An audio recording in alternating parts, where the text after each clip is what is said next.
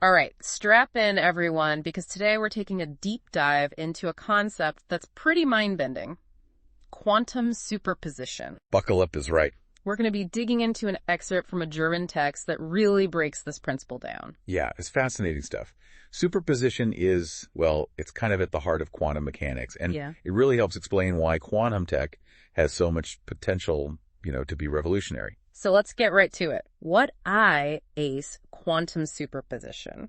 That's the million-dollar question. I always hear that analogy with the light switch, like being both on AD, off at the same time. But is that what's actually happening? Well, yeah. I mean, the light switch thing is a decent starting point. Okay. It helps show just how counterintuitive this idea really is. Right. Yeah. In our normal day-to-day lives, things have a definite state, right? Right. Like a light as either on or off, a door as open or close. It's one or the other. But in the quantum world, things get a lot more, fuzzy, I guess. Absolutely. So quantum superposition means that something like an electron, it can exist in multiple states at the same time. Yeah, it can.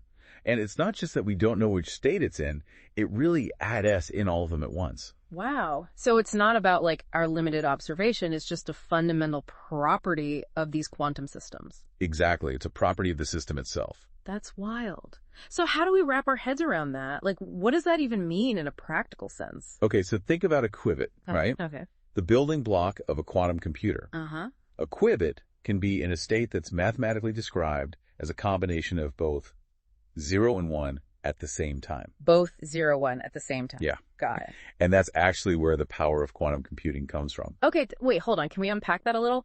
How does being in both states at once give it more power? So it's kind of like saying the qubit has a chance of being measured as a 0 and a chance of being measured as a 1. But here's the key difference. It's not like flipping a coin.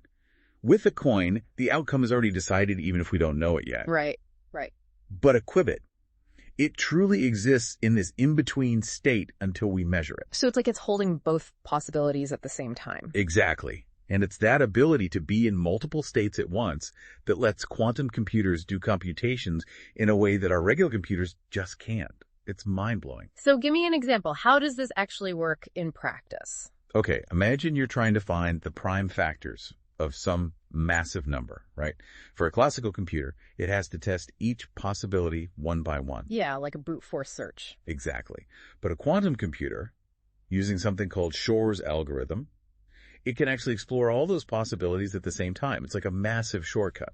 So theoretically, that means a quantum computer could crack codes that would take a normal computer, like millions of years, in just a few minutes. Potentially, yes. That's both amazing and kind of terrifying to think about. I mean, the encryption we rely on for everything online could be vulnerable. It's a double-edged sword for sure. Definitely. So we've got this concept of superposition, this ability to be in multiple states at once. But how stable is it? Oh, that's one of the big challenges. Yeah. Superposition is actually really delicate. It can be easily messed up if the quantum system interacts with its environment. Okay, what does that mean, interacts with its environment? Think of it like balancing a spinning coin on its edge. Okay, I can picture that. Even the tiniest little vibration can make it topple over. And it's kind of similar with a qubit. Any interaction with its surroundings can cause it to lose that superposition and just collapse into a single state. We call that decoherence. Decoherence. So scientists are basically in a race against time then. In a way, yes. Trying to hold on to these delicate superpositions long enough to actually do something useful with them. Yeah, it's a constant battle. But researchers are coming up with some really incredible ways to isolate these quantum systems. They're using things like ultra-low temperatures and vacuum chambers to shield them from any kind of interference. That's amazing. So to recap, we've got this incredibly mind-boggling concept, this quantum superposition that underpins the potential of all this quantum technology. But let's get a little more specific. What are some real-world applications that we're talking about here? All right, so one area where this gets really exciting is quantum computing. Okay, and we've touched on that a bit, but what else? Where else can we use this quantum superposition? Well, there's also quantum cryptography. It uses superposition to create encryption that's theoretically unbreakable. Unbreakable encryption. That sounds like something straight out of a spy movie. I'm intrigued. Tell me more. It kind of is. So imagine we're trying to send information, but it's encoded on photons, which can be polarized in different directions. Right, like horizontally or vertically. Exactly. And thanks to superposition, each photon can be in both of those polarizations at the same time until we actually measure it. So we're exploiting this both at one state to make the information secure. You got it. So here's how it works. The sender and receiver, they agree on a random sequence of what we call measurement bases beforehand. Think of them like filters. Filters that check for either horizontal or vertical polarization. Exactly. And if someone tries to intercept and measure the photon without knowing the correct filter, they'll disrupt that superposition. And that disruption acts like a red flag. It's like a tripwire. It tells the sender and receiver that someone's been snooping around. Ah, that's clever. It's like trying to listen to a conversation where the language keeps randomly switching. You just hear gibberish.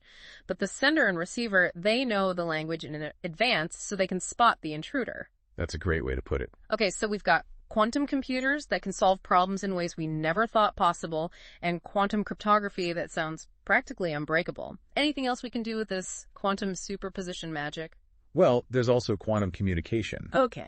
Which uses superposition to transmit data over incredibly long distances with, well, amazing efficiency and security. You're saying we could send data across the globe or even to, like, distant spacecraft in a way that's faster, more secure, and more efficient than anything we have now. That's the idea. That's mind-blowing. Okay, but let's be realistic for a second. We've talked about decoherence being a challenge, but what other obstacles are there? What's holding us back from having all these amazing quantum technologies right now? Right. Well, decoherence is a major hurdle, no doubt. Yeah. And then on top of that, just building these quantum computers is incredibly complex and expensive. We're talking cutting-edge stuff. So we're still in the early stages, it sounds like. But the potential is huge. Absolutely. The progress being made is really remarkable. Every day, researchers are making breakthroughs. It really feels like we're on the cusp of a new era. And what an era that will be. Personalized medicine, hyper-efficient energy grids, the possibilities seem endless. But before we get too carried away with all that, I think we need to talk about the big question lurking beneath all of this. What does quantum superposition tell us about the nature of reality itself?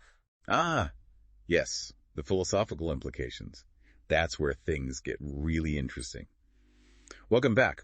So we've been talking about this wild idea, quantum superposition. Yeah, where a quantum system can be in multiple states at the same time. Exactly. And that really throws a wrench into our everyday intuition about how the world works. Right. I mean, we're used to things being pretty straightforward. A ball follows a certain path. A light switch is either on or off. Right, there's a predictability to things. But then quantum mechanics comes along and throws in this whole new level of uncertainty. So if things are so uncertain at this quantum level, how do scientists even begin to study it? How do you study something that's inherently, well, probabilistic? It requires a different way of thinking, for sure. Okay, how so? It's about embracing the unknown. Instead of trying to nail down a quantum system into a single state, we think in terms of possibilities, probabilities. So instead of asking what state is this particle in, we're asking what are the chances of finding it in this state or that state? Exactly. It's a whole different way of looking at things. And that's where the math of quantum mechanics comes in. We use these equations to describe those probabilities and how they change over time. Okay, I'm starting to see a glimmer of how this works. Good. Takes some getting used to. But my brain is still doing backflips over here. It's understandable. Maybe we can talk about some practical applications. Sure, let's do that. I'm curious to see how all this quantum weirdness can be put to use in real-world tech. All right, so let's dive into one of the most exciting areas. Quantum simulation. Imagine being able to simulate how molecules behave at the atomic level. Wow, that sounds incredibly complex. Why is that so important, though? What can we do with that? Okay, think about drug discovery, right? With the traditional methods, it can take years, sometimes decades, and billions of dollars to develop new drugs. It's a long and expensive process, for sure. It is. You have to synthesize and test so many different molecules, looking for the ones that have the desired effect. Yeah, so how does quantum simulation change that? Well, think about this.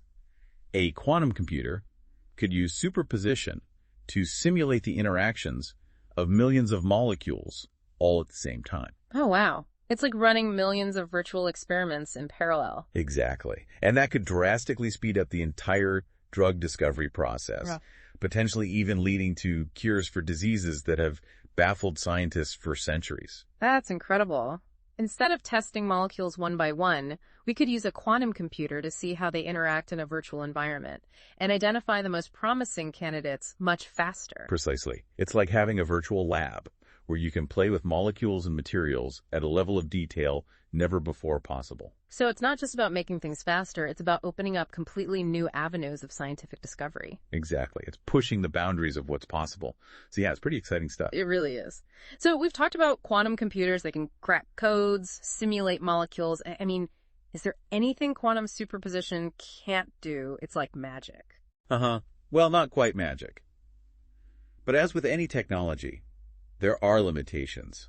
We've already mentioned decoherence, which is a big one. Right, that sensitivity to the environment. Exactly. And building these quantum computers is incredibly difficult.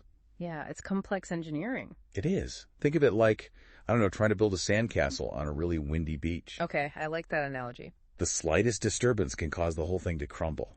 So what are scientists doing to address this? Yeah, how do we overcome these challenges? Well, they're coming up with all sorts of strategies.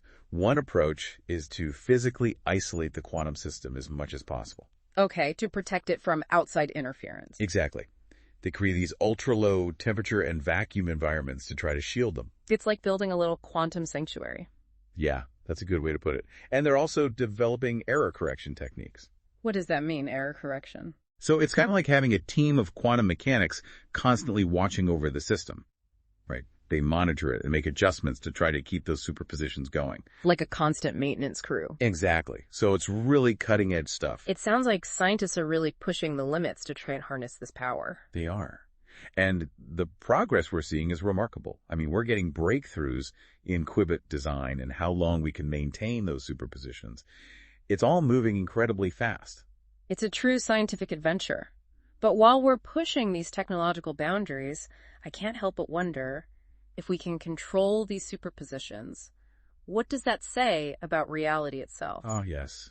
That's a deep question. Does quantum superposition mean that reality is, at its core, uncertain? It definitely challenges our classical view of the world. Makes you wonder if our observations actually shape reality. It's almost like we're peeking behind the curtain of the universe and finding out that things are way stranger than we ever imagined. Exactly. And that's the beauty of science, right? It constantly pushes us to reevaluate our assumptions and expand our understanding of the cosmos. It's both exhilarating and humbling to realize that we're just at the beginning of this journey into the quantum world. Absolutely. It's like a vast ocean waiting to be explored. And who knows what other mind-bending phenomena we'll uncover along the way. We've talked a lot about quantum computing and cryptography, but we haven't really delved into quantum communication yet. What makes it so special, and how does it utilize superposition? Ah, yes. Quantum communication. That's where we can really see the power of superposition to revolutionize the way we share information. Imagine a world where we can send data across vast distances instantly and with complete security. That sounds almost too good to be true. How is that even possible? It all comes down to this mind-boggling phenomenon called quantum entanglement. Remember how we talk about a single particle being in multiple states at once? Right, superposition. Exactly. Well, entanglement takes that idea a step further. It's like having two particles that are linked in such a way that they share the same fate, no matter how far apart they are. Wait, hold on. Are you saying that two particles, even if they're light years away, can somehow influence each other instantly? Doesn't that break the laws of physics? It seems that way, doesn't it? But that's the incredible thing about quantum mechanics. It plays by a different set of rules we're only just beginning to grasp. Okay, you've piqued my curiosity. Tell me more about entanglement and how it enables this secure and instantaneous communication. All right, so let's imagine we have two entangled photons. They're linked in a way that if we measure the polarization of one and find it to be horizontal, we instantly know that the other photon, no matter how far away, must have vertical polarization. So it's like they're two halves of the same coin, even if that coin is split and sent to opposite ends of the universe. Precisely. That's a great analogy. Yeah. Now, instead of trying to send information directly through those entangled particles, we use them to create a secret key. Yes, a string of random bits that only the sender and the receiver know. That key is then used to encrypt and decrypt messages that are sent through traditional channels, like fiber optic cables.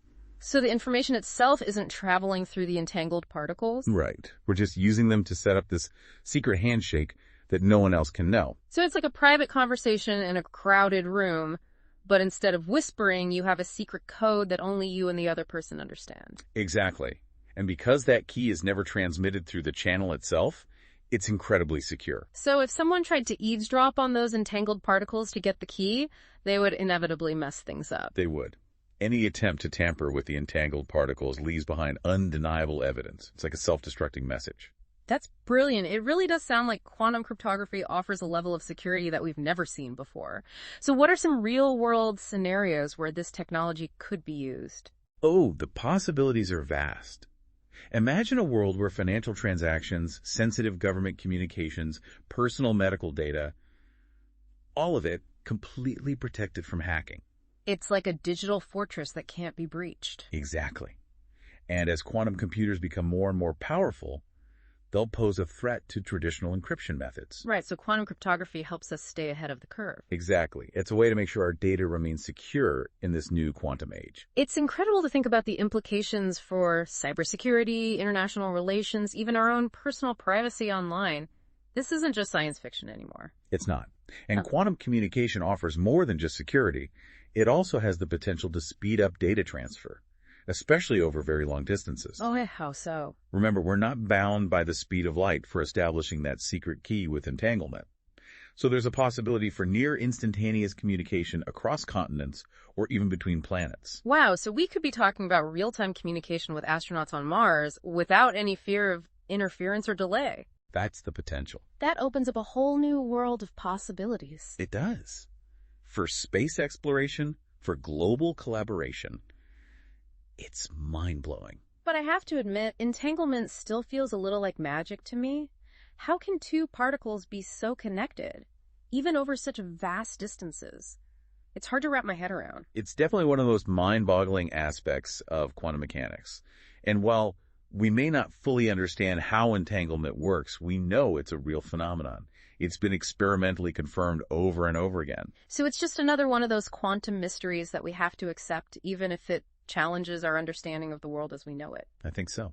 And it's those mysteries that make quantum mechanics so captivating. It's a field that's constantly surprising us and pushing the boundaries of what we thought was possible. It's humbling to realize that we're just scratching the surface of this quantum world.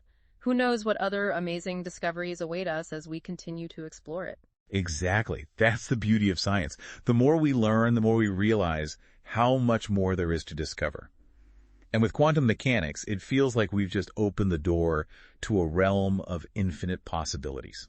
Welcome back to our deep dive. We've been exploring quantum superposition, and it's clear that it's more than just some theoretical idea. It's the basis for some really groundbreaking technologies that could totally change the world as we know it. Absolutely. We've covered a lot of ground, haven't we?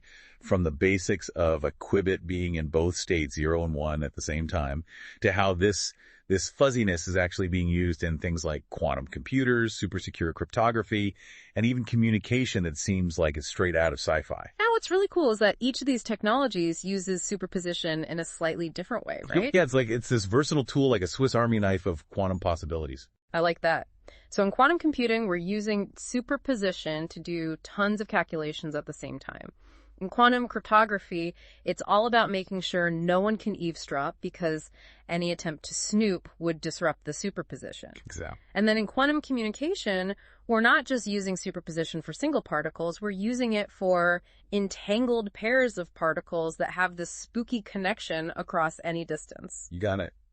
It's like those particles are two parts of a single quantum system, even if they're light years apart. Measure one, and the other one instantly knows. Okay, let's talk more about quantum communication, because I think that's where people get the most tripped up. It is pretty mind-bending. We're not actually sending information faster than the speed of light, right? No, that's important to remember. We're not breaking the laws of physics here. So what are we doing then? What we're doing is using those entangled particles to create a secret key. It's basically a string of random bits, kind of like a password, that only the sender and receiver know. And this key, this is what we use to encrypt and decrypt messages that are sent through normal channels, like fiber optic cables or radio waves. So it's like we're having a private conversation in a room full of people, but instead of whispering, we have this secret code that only we understand. That's a great way to think about it. And the really cool thing is that key is never actually sent over the potentially insecure channel. Right. Because it's established using those entangled particles beforehand. Exactly. And those particles are super sensitive to any disturbance. So if someone tries to intercept them to steal the key, they're going to leave behind a trace. Like a tripwire. Exactly. It's like a self-destructing message. Any attempt to tamper with it just destroys it. That's incredible. It really does seem like quantum cryptography could provide this, like, next-level security. What kind of real-world applications are we talking about here? Imagine a world where all our financial transactions, all those sensitive communications between governments, even our personal medical data, it's all completely safe from hackers and eavesdroppers. It's like a digital fortress. Exactly. And as quantum computers become more and more powerful, our current encryption methods become more vulnerable. So quantum cryptography is how we stay ahead of the game. That's the idea. Wow. The implications for security, for privacy, it's mind-boggling. It really is. And remember, it's not just about security. Quantum communication also has the potential to make data transfer much faster, especially over long distances. Right, because we're not limited by the speed of light for establishing that key. Exactly. So think about near instantaneous communication across continents, or even between Earth and, say, a spacecraft on Mars. Okay, now that is truly sci-fi stuff. Secure instant communication across the solar system, that's incredible. But I have to be honest, all this talk about entanglement still has my head spinning. It's definitely one of the hardest things to wrap your mind around. How can these particles be so connected, even across vast distances? It does seem impossible. Feels like magic almost. It kind of does. Yeah. But it's not magic, it's quantum mechanics. We may not understand all the details of how entanglement works, but we know for a fact that it's real. It's been proven in countless experiments. So it's just another one of those quantum mysteries that we have to accept, even if it challenges our everyday understanding of the world. Exactly. And it's those mysteries that make this field so fascinating. It's a field that's constantly surprising us, pushing the boundaries of what we thought was possible. It's humbling, to realize that we're just scratching the surface of this quantum world. Absolutely. Who knows what other incredible discoveries are waiting for us out there? Well, that's where we'll wrap up our deep dive into quantum superposition. We've explored how it could revolutionize computing, cryptography, communication. It's pretty amazing stuff. It really is. But this is just the tip of the iceberg. The quantum world is vast, and we're only just beginning to uncover its secrets. So stay curious, everyone. Keep exploring, and who knows what we'll find. Until next time.